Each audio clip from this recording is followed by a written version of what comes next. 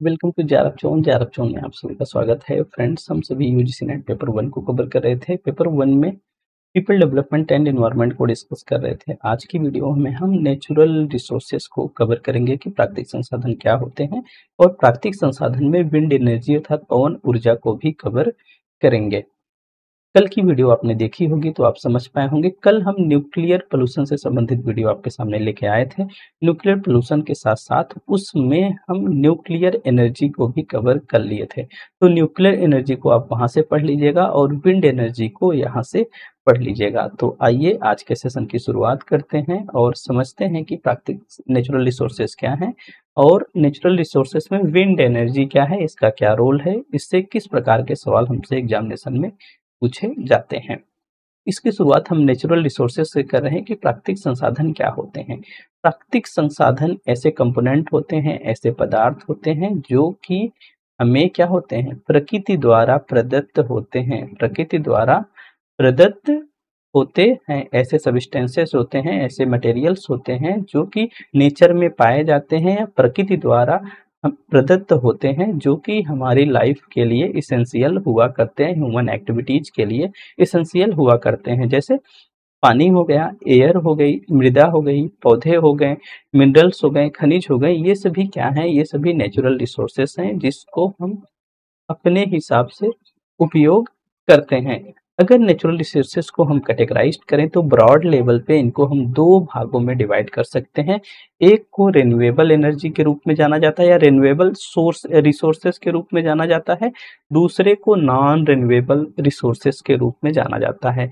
Renewable source वे source होते हैं जो कि पुनः एक समय के साथ स्थापित हो जाते हैं। नॉन रिन्यूएबल सोर्स वे सोर्स होते हैं जो कि सीमित मात्रा में होते हैं और उनको हम जल्दी प्रतिस्थापित नहीं कर सकते हैं अगर वो खत्म हो जाए तो। इसके लिए एक डायग्राम हमने तैयार किया है। देखिए, नेचुरल रिसोर्सेस हैं, ये ब्रॉड लेवल पे दो भागों में डिवाइड हो जाएगा। एक रिन्यूएबल सोर्स है, दूसरा नॉन रिन्यूएबल सोर्स है। नॉन रिन्यूएबल सोर्स वे सोर्स होते हैं जो कि नेचुरली रिप्लेनिश्ड हो जाते हैं। कहने का मतलब है एक समय के साथ बाद वो फिर से उनकी पुनः पूर्ति हो जाती है। लेकिन जो नॉन रिन्यूएबल सोर्स होते हैं, अनवीकरणीय होते हैं, वो सीमित मात्रा में होते हैं और इनको हम जल्दी प्रतिस्थापित नहीं कर सकते हैं। रिन्यूएबल सोर्स में देखेंगे तो जो नाम बता रहे हैं जरूर ध्यान में रखिएगा। ये आपकी सोलर एनर्जी है, ये आपकी मतलब विंड एनर्जी है, ये आपकी वाटर एनर्जी है, ये आपकी भूतापी ऊर्जा है, बायोमास ऊर्जा है, ज्वारीय ऊर्जा है। ये सभी जो उदाहरण है ये रिन्यूएबल रिसोर्सेस के उदाहरण है, इस बात को ध्यान में रखिएगा। और नॉन रिन्यूएबल रिसोर्सेज पे आएंगे तो जीवाश्म ईंधन में आपका कोयला हो गया, तेल हो गया, जो पेट्रोल डीजल, ठीक है, प्राकृतिक गैस हो गई और न्यूक्लियर एनर्जी हो गई, ये सब नॉन रिन्यूएबल की कैटेगरीज में आते हैं। जो रिन्यूएबल एनर्जी है भाई, उनके कुछ फायदे हैं। एक तो ये टिकाऊ होती हैं, दूसरा इनसे पोल्यूशन बहुत कम होता है, तीसरा इनकी असीमित आपूर्ति होती है। अगर ये कम भी होते हैं तो ओवर टाइम कुछ समय बाद इनकी पुनः पूर्ति हो जाती है। लेकिन कुछ सीमाएं भी हैं कि ये मौसम पर निर्भर करते हैं और इनकी जो इनिशियल कॉस्ट आती है वो बहुत ज़्यादा आती है, स्टेब्लिश्ड कॉस्ट आप बोल सकते हो। इसके भी भाई फायदे तो हैं, ये उच्च ऊर्जा उत्पादन करता है, दूसरा ये विश्वसनीय होता है। अगर आप नॉन रिन्यूएबल सोर्सेस की कंपैरेटिवली देखेंगे, जो रिन्यूएबल सोर्स होता है कम विश्वसनीय होता है क्योंकि ये ज़्यादातर मौसम पर भी निर्भर करता है। जैसे सोलर एनर्जी है, अगर धूप हो रही है तो पर्याप्त एनर्जी मिल जाएगी, नहीं धूप हो रही है, बादल है, तो आपको एनर्जी कम मिलेगी। विंड एनर्जी की बात करोगे तो हवा प्रॉपर चल रही है तो जो टरबाइन है प्रॉपर मूव ऑन करेगी, अगर प्रॉपर नहीं चल रही है तो टरबाइन प्रॉपर मूव ऑन नहीं करेंगी। तो ये जो रिन्यूएबल है कम विश्वसनीय है लेकिन कम प्रदूषण करते हैं, असीमित आपूर्ति है। नॉन रिन्यूएबल भाई ये थोड़े से प्रदूषणकारी जरूर हैं और सीमित मात्रा में है, एक दिन खत्म हो जाएंगे, थोड़े नहीं ढेर सारे प्रदूषणकारी हैं, ठीक है। और उच्च ऊर्जा उत्पादन करते हैं, दूसरा विश्वसनीय है, ठीक है। क्या है? विश्वसनीय है। तो ये दोनों की फीचर्स हैं रिन्यूएबल रिसोर्सेज के और नॉन रिन्यूएबल रिसोर्सेज के, आप जरूर ध्यान में रखिएगा, यहाँ से सवाल बन जाते हैं। अब हम बात कर लेते हैं कि ये जो रिसोर्सेस हैं इनसे पावर जनरेशन किस तरीके से होता है या इनका क्या योगदान होता है। तो अगर पावर जनरेशंस में देखेंगे तो ब्रॉड लेवल पे हम पावर जनरेशन को दो भागों में डिवाइड कर रहे हैं। एक को हम बोलते हैं कन्वेंशनल पावर जनरेशन, दूसरे को हम बोलते हैं नॉन कन्वेंशनल पावर जनरेशन।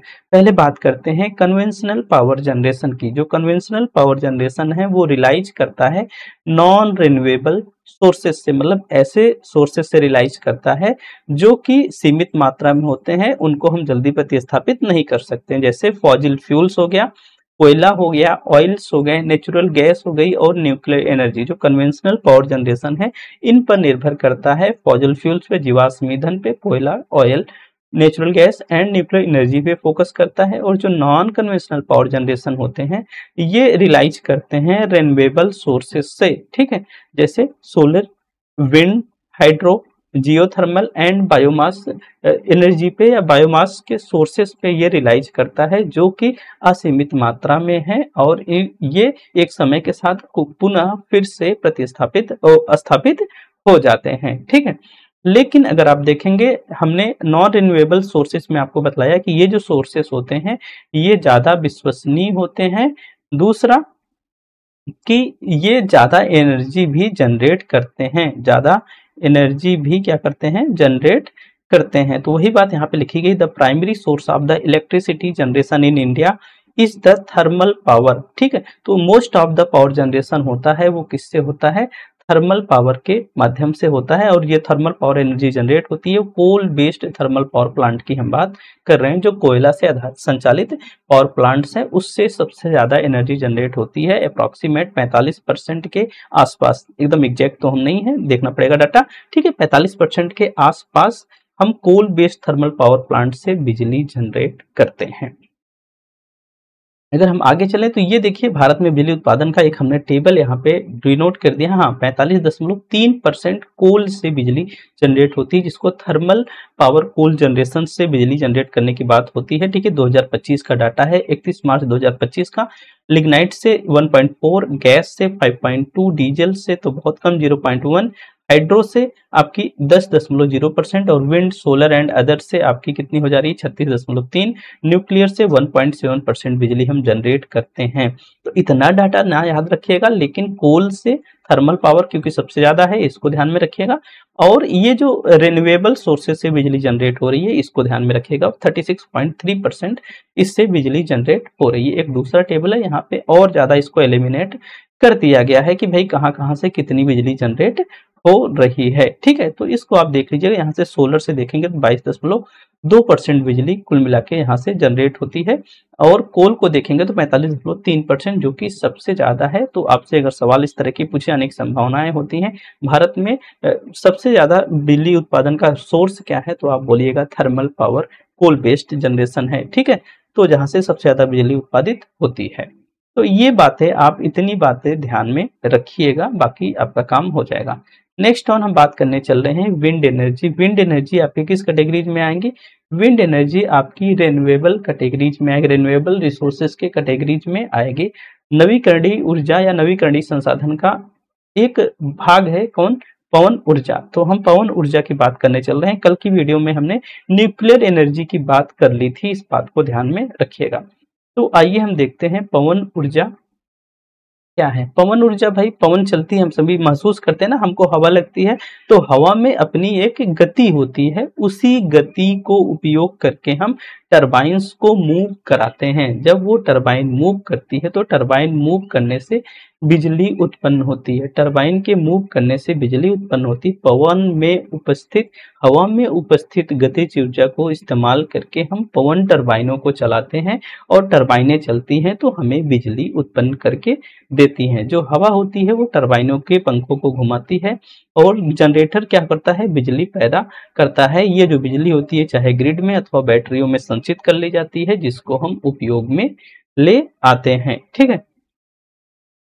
और अगर देखेंगे तो जो विंड एनर्जी होती है, पवन ऊर्जा का जो घनत्व होता है अन्य की तुलना में कम होता है, क्योंकि भारत के ही पर्सपेक्टिव में अगर आप देखेंगे तो भारत में ही ज्यादातर जो समुद्र तटीय क्षेत्र है या नदी के किनारे का जो क्षेत्र है वहां पे आपको लगभग हमेशा हवा चलती हुई देखने को मिल सकती है, बाकी और भागों में आपको हवा चलती हुई देखने को नहीं मिलती है। तो भाई इसीलिए जो पवन ऊर्जा का घनत्व होता है वो कम होता है।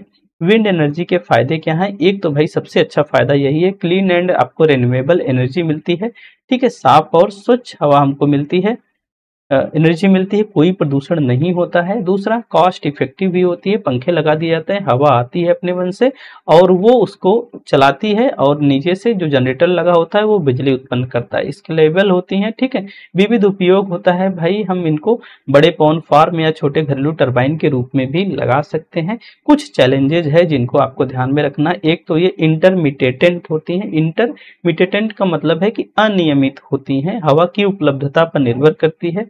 हवा अगर प्रॉपर चलती है तो एनर्जी हमको ज्यादा मिलती है, नहीं चलती है तो हमको उतनी ज्यादा बिजली नहीं मिल पाती। दूसरा भाई, ये भूमि का उपयोग करती है, जहाँ पे आप पंखे लगाएंगे, पवन टरबाइन लगाएंगे, ब्लेड्स लगाएंगे, तो वहां पे भाई जमीन की भी तो जरूरत होगी, ठीक है। भूमि का उपयोग बड़े क्षेत्र या समुद्री स्थान ही इनको चाहिए, क्योंकि समुद्री स्थान पे ही हवाएं आपको प्रॉपर देखने को मिलती हैं। दूसरा भाई, ये वाइल्ड लाइफ पे भी इम्पैक्ट डालती हैं, जीव जंतुओं पर भी प्रभाव डालती हैं, खास करके पक्षियों पर और चमगादड़ों के लिए ये बहुत बड़ा खतरा भी बनती हैं, क्योंकि जो ब्लेड्स से हवा के माध्यम से चलती रहती हैं, उन्हीं ब्लेड्स में ये चमगादड़ या पक्षी आके भिड़ जाते हैं तो इनकी मृत्यु हो जाती है। तो जीव जंतुओं पर, खास करके जो उड़ने वाले जानवर हैं, उनके लिए तो भाई ये थोड़े से खतरनाक होते हैं।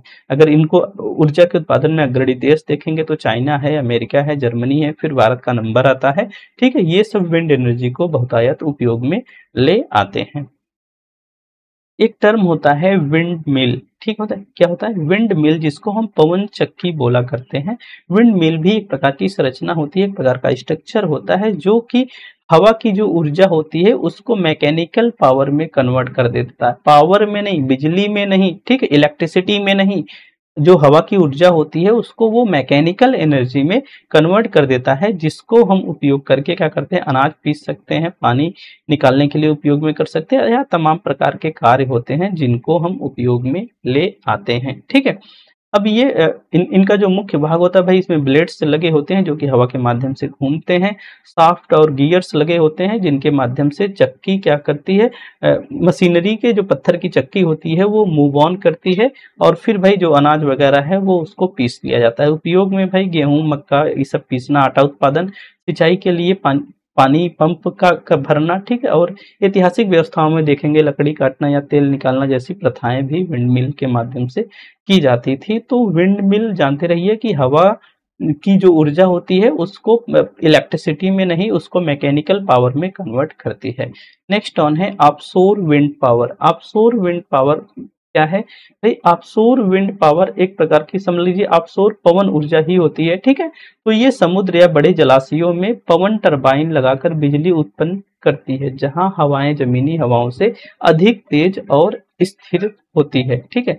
जहां हवाएं आपकी अधिक तेज, जमीनी हवाओं से अधिक तेज और स्थिर रूप से, मतलब कि लगातार चलती रहती हैं। काम करने का इनका तरीका यही होता है भाई, टरबाइन समुद्र तल पर स्थिर या उथले पानी या तैरते हुए गहरे पानी में लगाए जाते हैं, और तेज हवाएं ब्लेड्स को घुमाकर बिजली बनाती हैं। बिजली समुद्र जल के केबल से ग्रिड तक पहुंचती हैं, ठीक है।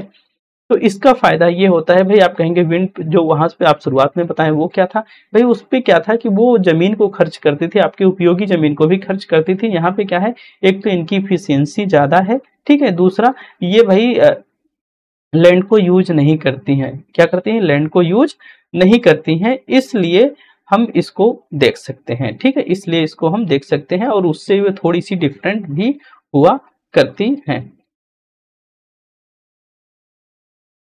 आगे चला जाए। अब एक टर्म आता है विंड फॉर्म। विंड फॉर्म क्या है? विंड फॉर्म वे लोकेशंस होते हैं, वे लोकेशंस होते हैं जो पवन ऊर्जा को बिजली में बदलने के लिए पवन टरबाइन स्थापित किया था। मतलब वो स्थान, वो प्लेस, वो लोकेशन जहां पर पवन ऊर्जा को बिजली में बदलने के लिए पवन टरबाइनें लगाई जाती हैं, उनको हम विंड फॉर्म बोलते हैं, ठीक है। ये जगहें आमतौर पर उन स्थानों पर होती हैं जहां पर हवा की गति 5 मीटर प्रति सेकंड से अधिक होती है, ठीक है। पवन फॉर्म में कई टरबाइनें एक साथ होते हैं जो कि एक साथ बिजली उत्पन्न करते हैं। हालांकि पवन फॉर्म का प्राथमिक उद्देश्य बिजली उत्पादन का है, लेकिन वे कुछ मामलों में कृषि में भी मदद करते हैं। तो 2-3 टर्मिनोलॉजीज हैं, ध्यान में रखिएगा। एक तो wind form, offshore wind power क्या है भाई? ऑफशोर विंड पावर भी टरबाइनों को लगाकर बिजली उत्पन्न किया जाता है। अक्सर ये समुद्री पूरी तरीके से समुद्री क्षेत्र में होता है, इसीलिए यहाँ पे लैंड का यूज नहीं होता है। ठीक है, बाकी वो सारी चीजें ठीक है, समुद्र तल पर स्थिर या उथले पानी में या तैरते हुए ठीक गहरे पानी में इनकी टरबाइनें स्थापित की जाती है, जहां से बिजली बनती है। नेक्स्ट ऑन विंड मिल है, इसको आप ध्यान में रखिएगा, ये पवन चक्की है और विंड एनर्जी है। तो बस इतनी बातों को यहाँ से आप ध्यान में रख लीजिएगा। ठीक, अब हम आपको दिखलाते हैं कि किस प्रकार के सवाल आपके एग्जामिनेशन में आपसे पूछे गए हैं। पहला सवाल जो आपके सामने है वो क्रॉस मैच करने का सवाल है, इसको आपको थोड़ा सा समझना पड़ेगा। क्रॉस मैच का सवाल है, मैच द कॉलम का सवाल है, wind energy, thermal energy, hydro electric energy और फोटोवोल्टिक एनर्जी। ठीक है, तो अभी तो आप केवल विंड एनर्जी पढ़े हो, थर्मल एनर्जी भी पढ़ ली हो थोड़ा सा जितना आपके काम का है, और hydro electric and photovoltaic energy अभी आप नहीं पढ़े हैं, आगे के लेक्चर्स में हम बतलाएंगे, लेकिन फिर भी आप काम अपना कर जाएंगे। ठीक है, तो हम चलिए चलते हैं विंड एनर्जी की तरफ। विंड एनर्जी को आप कहाँ पर लेकर चलेंगे? देखिए, विंड एनर्जी से नुकसान क्या होता है?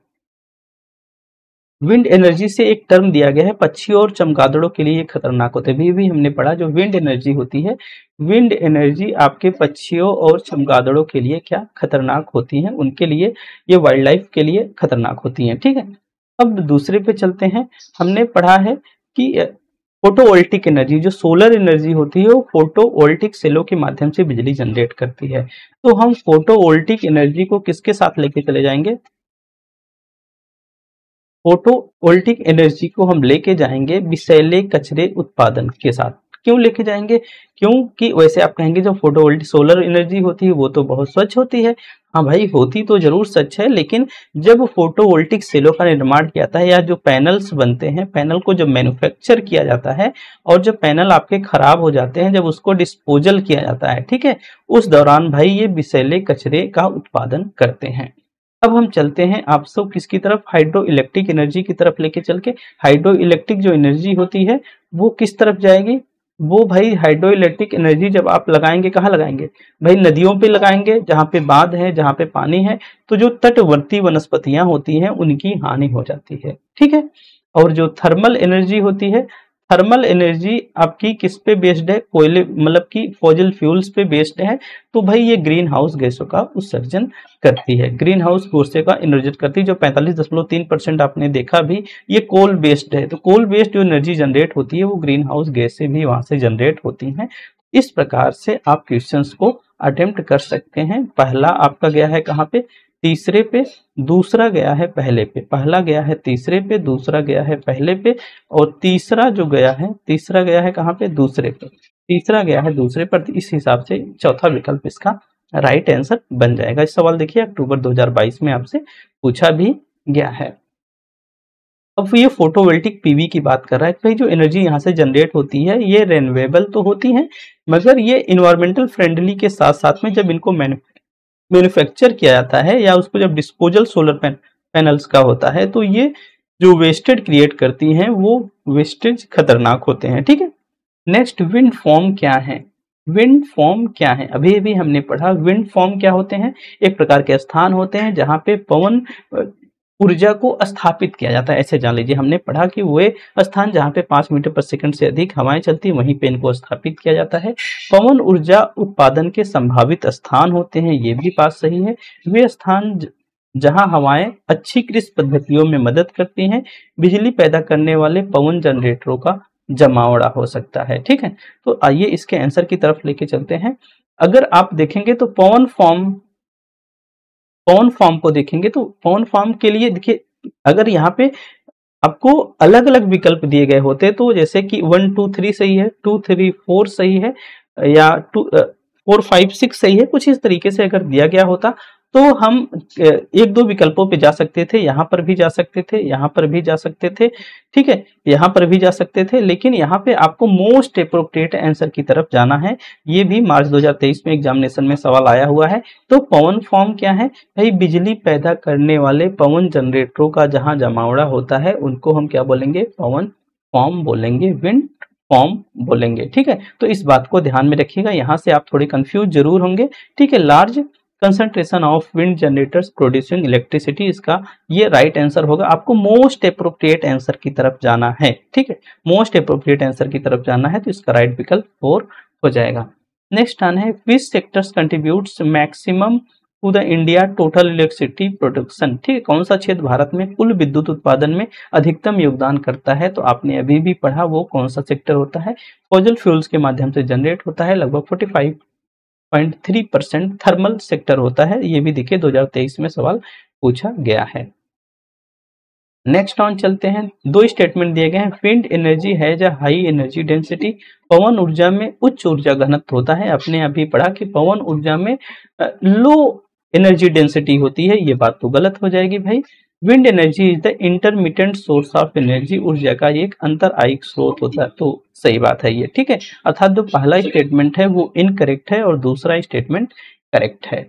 नेक्स्ट पे चलेंगे, विंड एनर्जी से है, 3-4 स्टेटमेंट दिए गए हैं, वो 3-4 विकल्प दिए गए हैं, आपको उसमें से चूज करके बतलाना है। तो विंड एनर्जी क्या है, पहला तो इंटरमिटेंट एनर्जी है, बात सही है। दूसरा, extremely useful to remote and isolated place, ये भी बात सही है।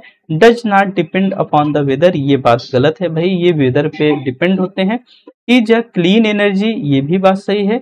Does not have any environmental impact at all, नहीं भाई, आप एनी तो नहीं लगा सकते, क्योंकि जो विंड एनर्जी होती है वहां से पक्षियों को हानि होती है, पक्षियों इन टरबाइन इस ब्लेड्स में फंस जाती हैं और उनकी मृत्यु हो जाती है। तो इस हिसाब से देखेंगे तो ए तो सही मिला आपको, बी भी सही मिला और डी सही मिला, ठीक है। ए बी डी इसका राइट आंसर बन जाएगा, ए बी डी इसका राइट आंसर बन जाएगा। ये सवाल भी आपका 2022 में अक्टूबर के शिफ्ट सेकंड में पूछा गया है, ठीक है। तो इस हिसाब से नेचुरल रिसोर्सेस और विंड एनर्जी से संबंधित सवाल आपसे पूछे जा सकते हैं। एक सवाल यहाँ पे छूट ही गया, नेचुरल रिसोर्सेस से संबंधित एक सवाल ऐसे आता है, कौन सा नवीकरणीय ऊर्जा संसाधन नहीं है, कौन सा नवीकरणीय ऊर्जा संसाधन नहीं है? तो आपको ऐसे दे दिया जाएगा भाई, fossil fuels, solar, wind energy, hydro electric energy. तो आपको चूज करके बताना होता है कि कौन सा नवीकरणीय ऊर्जा संसाधन नहीं है, या दे देगा कौन सा नॉन अनवीकरणीय ऊर्जा संसाधन, ये बतलाना होता है। तो इसको भी जरूर ध्यान में रखिएगा, मैं शामिल करना इसमें भूल गया, ठीक है। तो बाकी इसी तरीके से सवाल आपको पूछे जाएंगे, बहुत ही कंसिस्टेंटली इस वीडियो को देखिएगा, आगे वाले एग्जामिनेशन में बहुत संभावनाएं हैं कि यहाँ से सवाल बनेंगे ही बनेंगे। तो आज के लिए इतना ही, आप सभी को बहुत बहुत धन्यवाद।